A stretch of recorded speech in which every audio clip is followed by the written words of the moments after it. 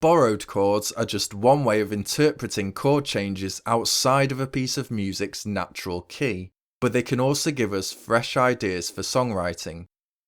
Here we have the natural chords in the key of C major, numbered 1 to 7.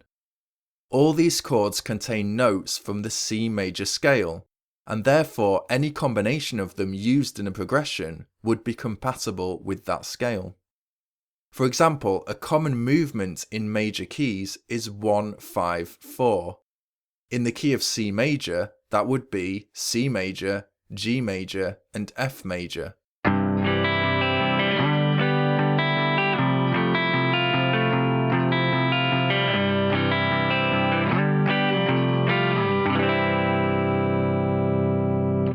But often the 4 chord will be minor.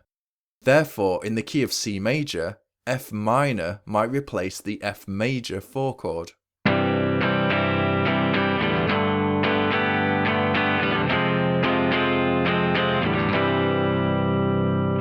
Or we might go to F major as usual, but then change to F minor.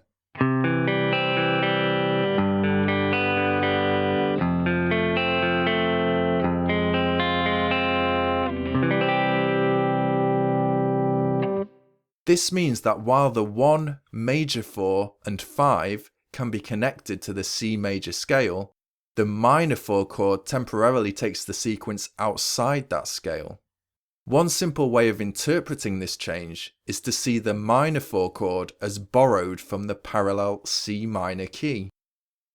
The word parallel refers to the tonic chord being on the same root for both major and minor keys, C in this case. As we can see, the 4 chord in the minor key is naturally a minor chord. Therefore, if we wanted to accompany these 1-5-4 changes, all we'd need to do is change from the C major scale to C natural minor over that minor 4 chord.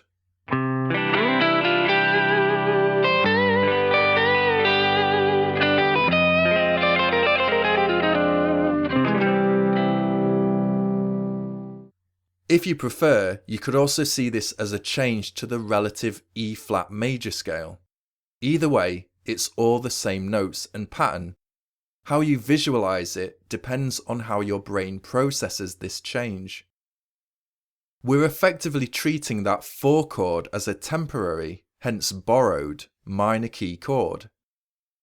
The borrowed chord concept is a good place to start with practicing scale changes, because many major key chord changes you'll hear that move outside of the parent scale of the key can be covered by the minor scale on the same root, or its relative major scale.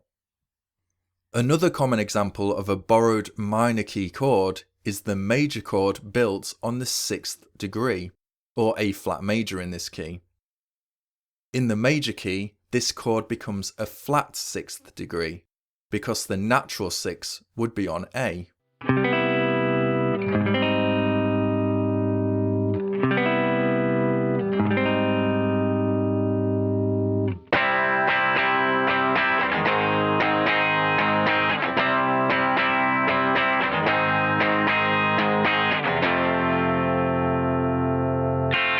As we're essentially borrowing this chord from the parallel minor key, we can change from the C major scale to C minor over that A flat major chord.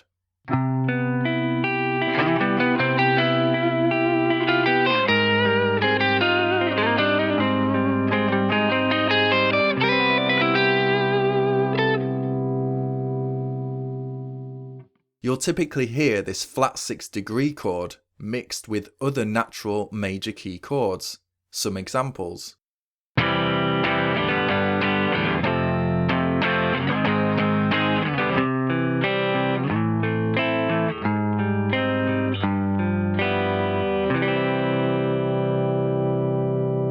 Of course, there are many other combinations you can use. The more time you spend listening to and playing natural major key progressions, the more these borrowed or outside chords will start to stick out, and you'll know when to change scale. Another example is to borrow the 3 chord from the parallel minor key, another major chord. In C minor, for example, the 3 chord would be E flat major. In a major key context, that borrowed 3 chord becomes a flat 3rd degree chord, 1 fret down from the natural 3, or a minor 3rd up from the tonic.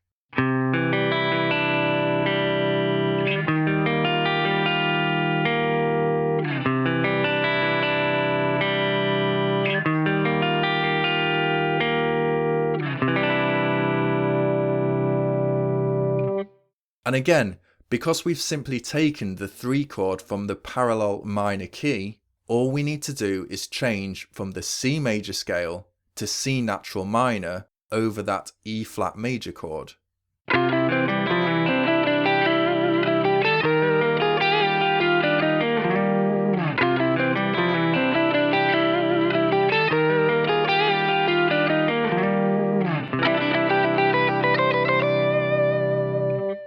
Again, it's worth noting that some musicians may prefer to visualize the major scale 3 frets up from the tonic to cover these borrowed chords. It's all the same notes. In all these examples, E flat major is the same as C natural minor. Like before, this borrowed 3 chord could occur within larger major key movements. For example,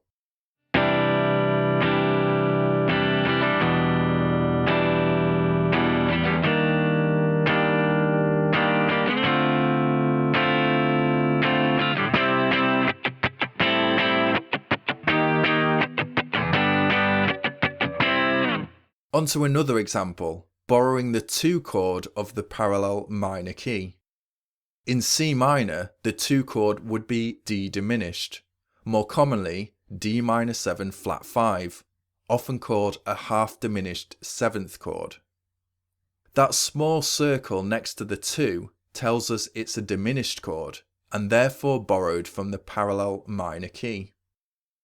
Sometimes you'll hear the 2 chord in major keys changed from a minor to a minor 7 flat 5 chord, and this has quite a beautiful effect.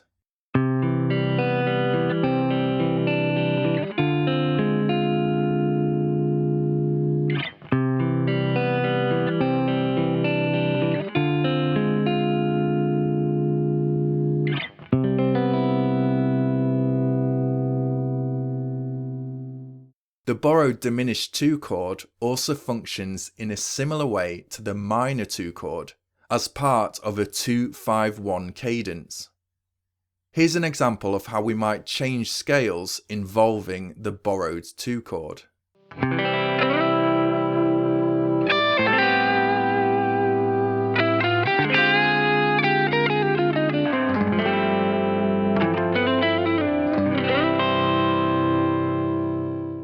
Finally, we might borrow the 7 chord from the parallel minor key, also known as the subtonic. This can be seen as 2 frets down from the tonic root. In a major key context, the flat 7th degree would replace the natural 7th degree. In C major, that means B flat major replaces B diminished. Typically, you'll hear it played as a dominant 7th chord. So in the key of C major, B flat 7 would be our borrowed 7th degree chord.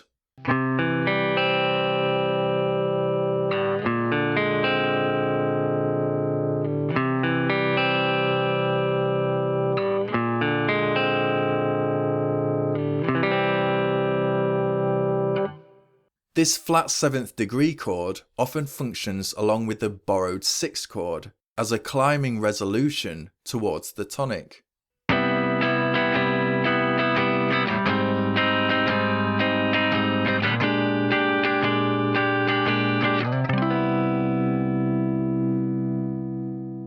Or immediately following the 4 chord, whether major or borrowed minor.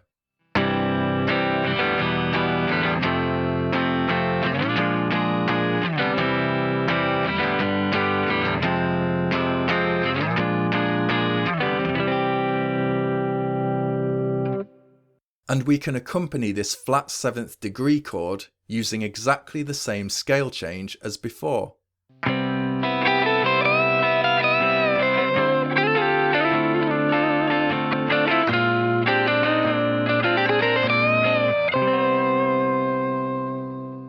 So in total, there are 5 common borrowed chords that occur in major key music, all of which can be associated with the parallel natural minor scale, or its relative major scale. On the lesson page, you'll find tables showing you how these chords occur in different keys, including their 7th chord variations. By creating progressions that make use of these borrowed chords, you'll train your ears to pick them out in existing songs and know when to switch scales. But you can also use these borrowed chords simply to add more variation to your chord progressions. In a later part, we'll look at another type of borrowed chord concept, known more specifically as modal interchange. In the meantime, please like and share this lesson if it's helped. Cheers.